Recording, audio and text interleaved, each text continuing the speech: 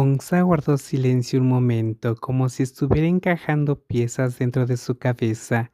Cuando volvió a mirar a Patsa, su expresión se había vuelto notablemente más seria. ¿Cómo se veía? Patsa parpadeó. Era bonito. ¿Bonito? Sí, bonito, dijo Patsa, como si aquello no debería ser difícil de entender. Muy bonito, pálido, delgado, un poco más alto que yo, el tipo de rostro que hace que la gente se gira a mirar cuando pasa por la calle, y parecía más asustado de que le mordieran el cuello que de que le dieran una paliza. Onza lo observó durante unos segundos antes de soltar un suspiro que sonó a medio camino entre diversión y preocupación. Puede que sea un omega. Patsa se quedó inmóvil. ¿Un qué? Un omega. ¿Y qué demonios es un omega? El único omega que conozco es el de omega 3. ¿Se supone que debo comerlo y volverme más inteligente? Apoyado contra el mostrador, Onza observó la expresión completamente confundida de Patsa y estuvo a punto de soltar la carcajada. De verdad no lo sabes, ¿verdad? ¿Y cómo se supone que ibas a verlo? Replicó Patsa de inmediato. De repente alguien empieza a hablar de mordidas en el cuello como si que lo mordieran significara el fin de su vida. ¿Esperas que no esté confundido? Bueno, ese nivel de confusión es comprensible. Y tú sigues ahí hablando como si todo esto fuera completamente normal. Onza soltó una risa suave antes de salir detrás del mostrador. Se detuvo frente a Patsa, lo bastante cerca como para estudiar claramente su expresión, y luego preguntó, como si estuviera comprobando una última cosa. ¿Él pudo leerte? Patsa parpadeó. Ni idea. ¿Y tú, oliste algo de él? No, contestó Patsa enseguida. En mi vida he sentido un olor extraño en alguien. Perfume, café, polvo, sudor. Sí, pero un aroma místico del destino, algo así, ¿no? Onxa sintió levemente, como si esa respuesta no le sorprendiera. Luego se giró, tomó un vaso de agua y lo dejó frente a Patsa. Bien, entonces escucha con atención. Patsa lo miró con sospecha. ¿Por qué tienes cara de que estás a punto de enseñarme biología? Porque estás a punto de aprender algo que la mayoría de las familias nunca explican directamente. De alguna manera, esa frase hizo que todo esto sonara también más aterrador. No intento asustarte, dijo Onza con calma. Intento hacer que entiendas. Patsa tomó el vaso de agua y bebió, porque al parecer ahora también lo estaban instruyendo sobre eso. Luego dejó el vaso sobre la mesa y cruzó los brazos. Bien, habla. Onza no respondió de inmediato. Se quedó mirando a Patsa por un momento, como si estuviera diciendo por dónde empezar. No era el tipo de tema que pudiera explicarse en dos o tres frases ordenadas, y con alguien como Patsa, alguien que prácticamente había crecido ajeno a todo ese mundo, abrirle la puerta de golpe probablemente solo lo dejaría aún más confundido. El café quedó en silencio por un momento. Los únicos sonidos eran la máquina de café al fondo y el leve tintinear de cubiertos desde una mesa lejana. La luz de la tarde suavizaba los rasgos de Onza, aunque su mirada se había vuelto mucho más seria que al inicio de la conversación. Patsa le sostuvo la mirada en silencio. Todavía fingía no darle demasiada importancia, pero en algún lugar dentro de sí ya sabía que lo que estaba a punto de escuchar podría cambiar para siempre la forma de ciertas cosas en su vida.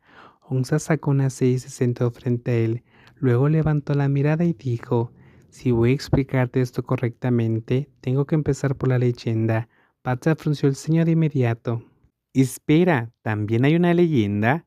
Patsa frunció el ceño de inmediato.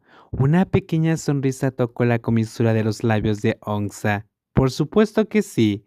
Esta historia es mucho más antigua de lo que crees. Hizo una pausa como si estuviera ordenando las palabras en su mente, y luego dio un golpecito suave con un dedo en el borde del vaso. Hace mucho tiempo, mucho antes de que los humanos nombraran las estrellas, mucho antes de que el fuego se convirtiera en el compañero de la noche, mucho antes de que la gente conociera palabras como reino, linaje o destino. El mundo no era más que bosques, montañas, ríos y el sonido del viento moviéndose entre la oscuridad, completamente indiferente a si alguien le temía o no. En aquel entonces, la humanidad era muy pequeña en comparación con la naturaleza. Miraban las tormentas con miedo, el viento con reverencia y la luna con una pregunta clavada en los huesos. ¿Cómo podía una sola luz plateada en el cielo cambiar a las personas, a las bestias e incluso el aire del mundo de forma tan absoluta? Lo que nunca supieron es que, por encima de las nubes, por encima de las montañas, por encima de las tormentas, y mucho más allá del alcance de la vista humana, existía otra raza, una raza más antigua que la leyenda, más poderosa que la oración, y más aterradora que cualquier pesadilla que los humanos pudieran inventar. Eran los dioses lobo, guardianes de los instintos del mundo, maestros de la caza, el ocultamiento, el hambre, el deseo y la creación misma de la vida. No gobernaban el mundo con tronos ni coronas, no pedían a nadie que se arrodillara, no les importaba la adoración humana, gobernaban a través de lo invisible, impulsos enterrados bajo la piel, aromas flotando en el aire, el ritmo de un latido, ese instinto salvaje y antiguo que incluso los humanos nunca habían podido comprender del todo. Y toda la historia comenzó en una noche en particular, una noche en la que la luna llena tiñó el cielo de color de la sangre fresca. El viento del norte soplaba más fuerte de lo que debería. El bosque temblaba como si el propio mundo hubiera sentido algo antes que cualquiera.